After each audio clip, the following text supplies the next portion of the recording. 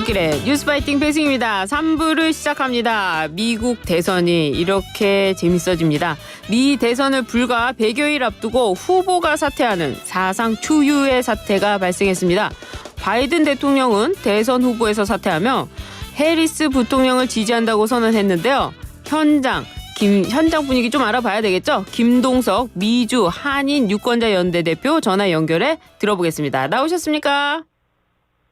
네, 안녕하세요. 네, 지금 미국 현재 어디 계세요? 저는 지금 LA에 있습니다. LA 몇십니까? 워싱턴이 있다, 저 미러키 있다, 워싱턴이 있다, LA에 왔습니다. 지금 LA 몇 시죠? 지금 낮 오후 4시 넘고 있습니다. 그러시군요. 여기 출근길인데요. 네, 미국 대선이 한 치 앞을 내다볼 수 없는 국면으로 접어들었습니다. 당내 경선에서 승리한 현직 대통령의 사퇴는 역사상 처음 있는 일인데요. 현지에서 느끼는 분위기 어떻습니까? 없던 일이죠. 사실 저는 뭐 한 30여 년 미국 정치, 작고 큰 정치 이 흐름이나 정치 관련한 거를 집중해서 보는 그런 일만 해왔는데, 네. 이런 선거 처음입니다. 네. 이 선거가 작고 큰 경쟁이나 캠페인을 해나가면서 이제 정치 세력을 막아주고서 이제 결국에는 투표에서 이기고 지고 뭐 이게 선거였는데요. 네. 너무나 크게 판이 확확 바뀌어버리니까 미국에 사실 정치 무관심한 나라였었는데 네. 모든 시민사회가 지금은 이게 뭐야 하면서 이 정치권에 아주 주목이 집중돼 있고요. 예. 특히 말씀하신 것처럼 그 현직 대통령이 거의 자동으로 후보가 되잖아요. 그렇죠.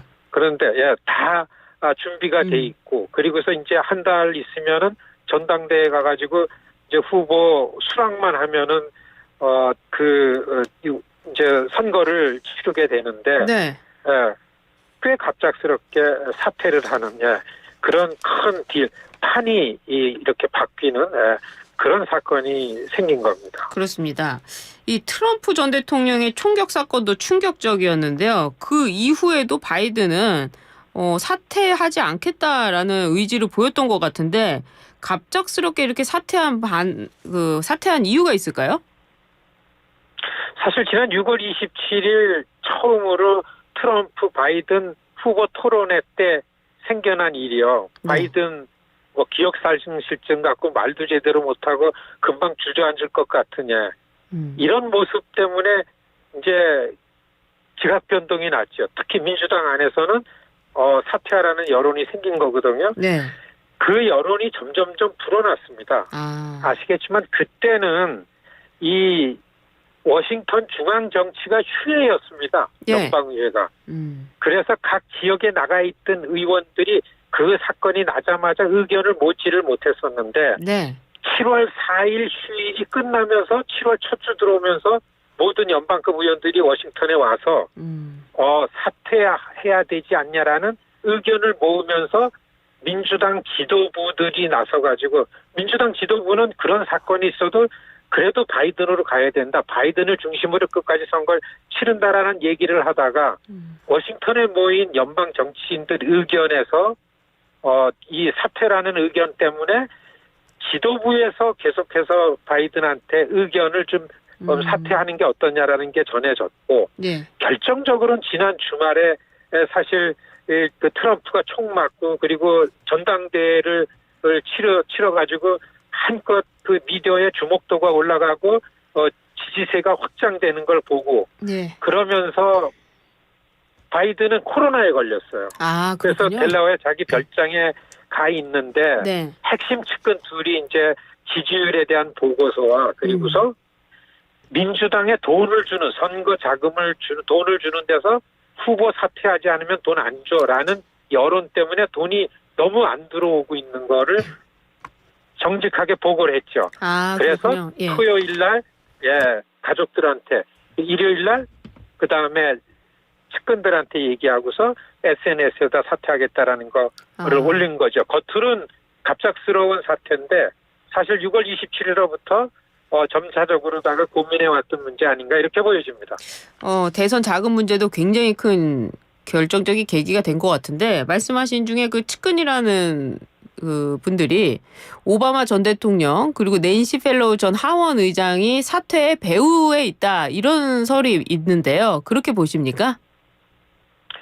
사실 전화 통화 외에는 그 토론 이후에 직접적으로 만나서 주고받고 했던 지도부, 원로 지도부는 없었는데 네. 그런 사람들 의견이 핵심 측근들이 이제 보고를 하는 건데 이 핵심 측근들은 계속 바이든 대통령을 엄호하다가 예. 이 심각해지는 것 때문에 그리고 결정적인 거는 낸시 펠로시는 제일 큰 지도력을 갖고 있는 오히려 바이든보단 3살이 많은 영향력이 큰데 예. 낸시 펠로시가 결정적으로 의견을 바꾸면서 아하. 그리고 지금 전해지는 얘기 같으면은 결정적인 거는 마지막에 오바마 통화를 토요일 날 오전에 한 적이 있다라는 게 흘러나옵니다. 네. 그걸 볼 때는 바이든 대통령이 고민 많이 하고 자기의 믿었던 측근들이 사퇴하는 게 맞다라는 거에 순응하지 않았나 이렇게 보여집니다. 그러네요. 낸시 펠로우 오바마가 큰 역할을 했다 이렇게 보이네요. 예, 펠로시가. 해리스 부통령은요. 바이든 캠프가 모금한 선거 자금을 합법적으로 쓸 수 있는 등 안정적인 대체 후보로 보이는데 민주당이 내밀 수 있는 최선의 카드로 보세요? 지금은 그게 술리고 그거가 아니면은 지금 전문가들은 민주당이 분열될 가능성이 있다라고 우려하는 게 많죠. 사실 지금까지 바이든 현직 대통령이 선거를 위해서 돈을 굉장히 많이 모아놨습니다. 예. 근데 그 돈은 바이든과 해리스가 같이 은행의 어카운트를 튼 곳에 많이 모아진 거죠. 법적으로 바이든이 아니면 카말라 해리스만 쓸 수 있는 겁니다. 그렇군요. 그래서 가장 유리한 거죠. 예. 그리고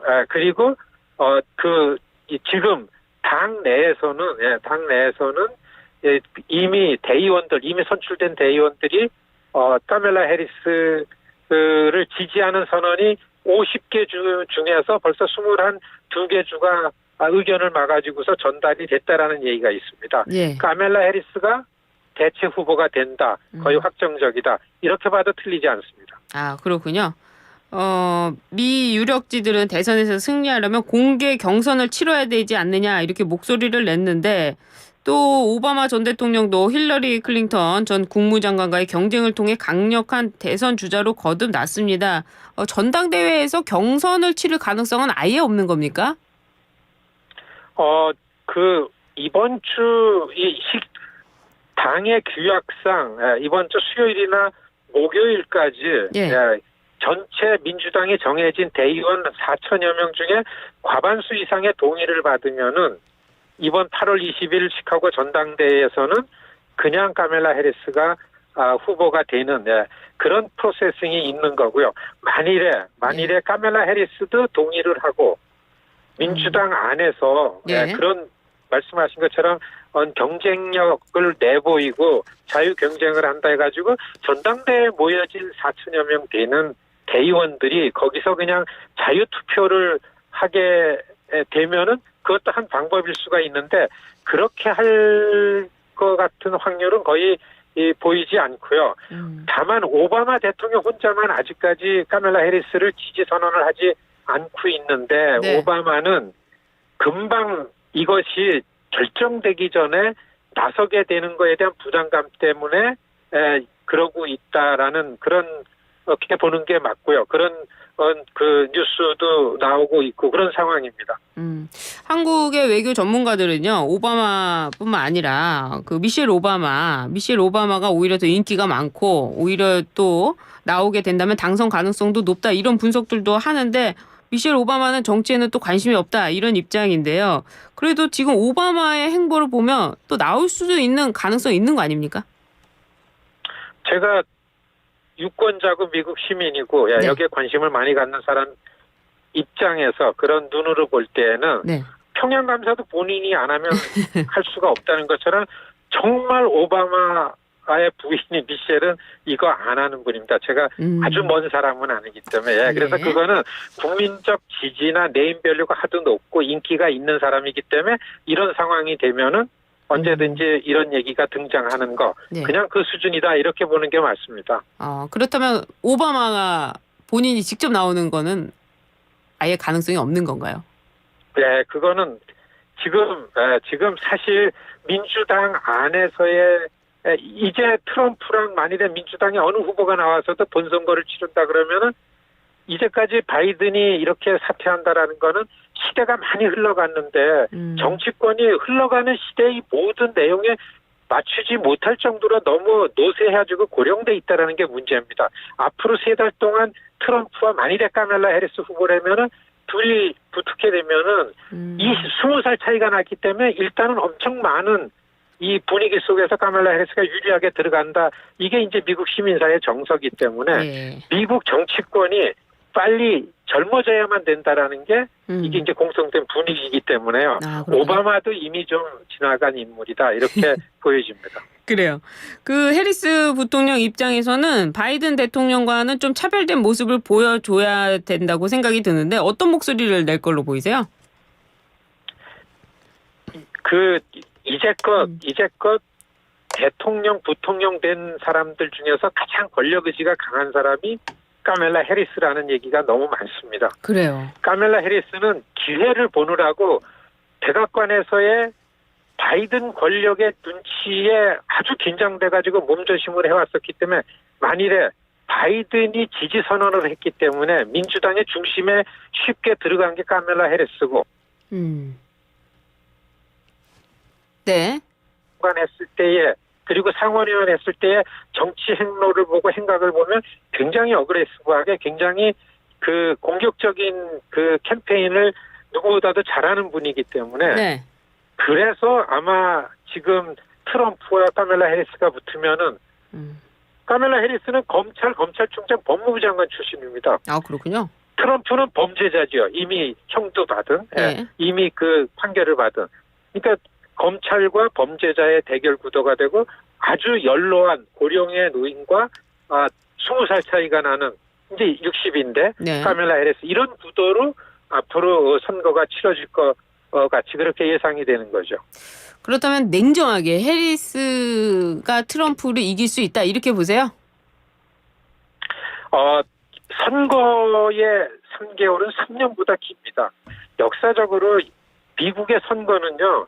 야당이 7월 달에 전당대회라고 여당이 8월에 전당대회하고 그리고 나서 9월, 10월 2달 선거에서 11월 첫 주에 선거에서 이기는 건데 이렇게 작년서부터 두 사람이 대결한 기간이 얼마나 긴지 모르죠. 3개월이 남았습니다. 예. 네. 이 3개월은 3년 같다. 그리고 총을 맞고 토론을 하고 후보가 사퇴하고 이렇게 큰 판이 바뀌는 변수들은 아직까지 예상되는 게 있기 때문에 전문가들은 3개월은 3년이다. 두고 보자. 누가 더 치밀하게 전략적으로 캠페인을 해나가면서 이미 나를 지지하는 트럼프를 지지하는 이쪽 저쪽 지지하는 지지층이 있는데 부동층은 비호감이 높기 때문에 이번 선거에 움직이지 않고 투표할 가능성이 없다. 이렇게 판단되거든요.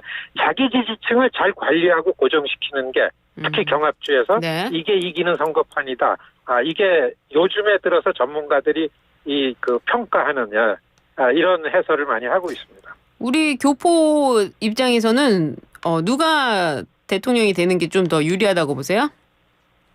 모든 거에 우선하는 게 인종과 이민 문제입니다. 네. 경제, 외교, 안보 많지만은 교육, 이민, 복지 많지만은 지금 트럼프 아닌 거 공화당과 민주당의 대결 구도는 극우화되는 보수 정당이 아니고 지난 공화당 그 미러키 컨벤션을 제가 일주일 내내 봤는데 네.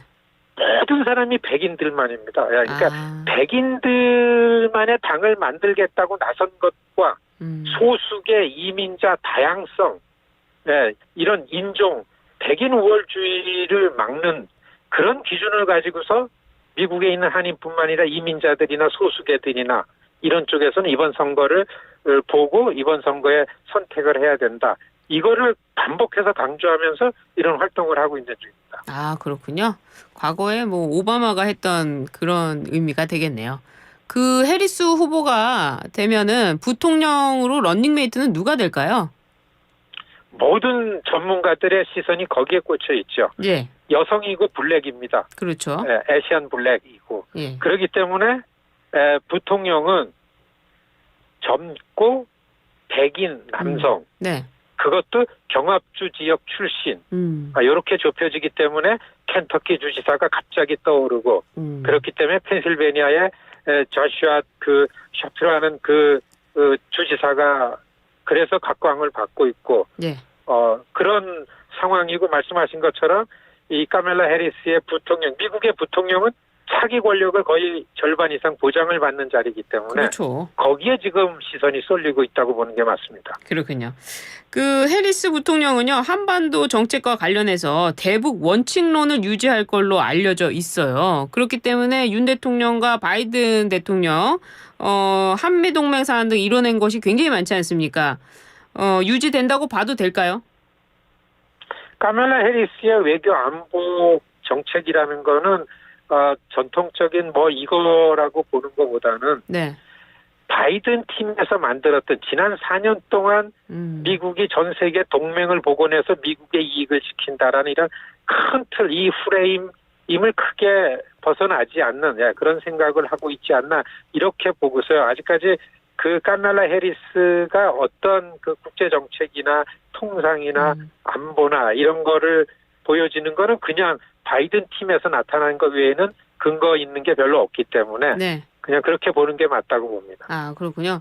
우리나라 입장에서는 트럼프 전 대통령은 그 김정은의 야구를 보러 가자고 했다면서 친분을 과시하고 또 김정은과 협상해서 북한을 핵 보유국으로 인정할 수 있다. 또 방위비도 높이겠다. 이렇게 나오고 있습니다.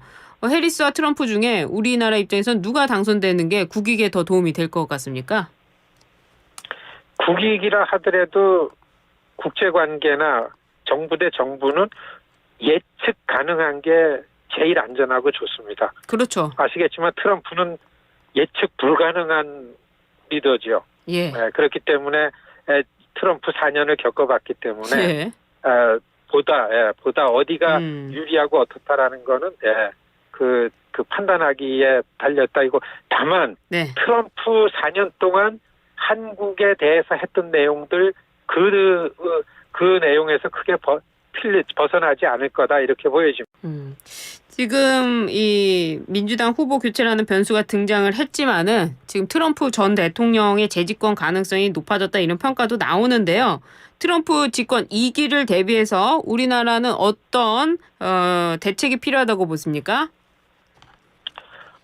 지금 선거 한 3개월 남고 새로운 대통령이 미국에 들어서기까지는 4개월 이상 거의 5개월 있습니다. 네. 아직 시간이 많기 때문에 지난번 위스콘신 밀워키의 컨벤션에 그 전당대회 가보니까 워싱턴에 나와 있는 전 세계 대사들이 그 트럼프 핵심 인사들하고 관계를 좀 맺으려고 경쟁적으로 나와서 활동하는 걸 봤습니다. 예. 지금이라도 트럼프 2기에 외교 안보의 핵심이 누가 될까라는 거를 면밀히 보면서 미리 컨택 포인트를 만들고 관계를 맺어두고 이게 가장 현실적인 대책 아닌가 이렇게 보여집니다. 그래요. 알겠습니다. 말씀 잘 들었습니다. 네, 안녕히 계십시오. 네, 지금까지 김동석 미주 한인 유권자연재 대표였습니다.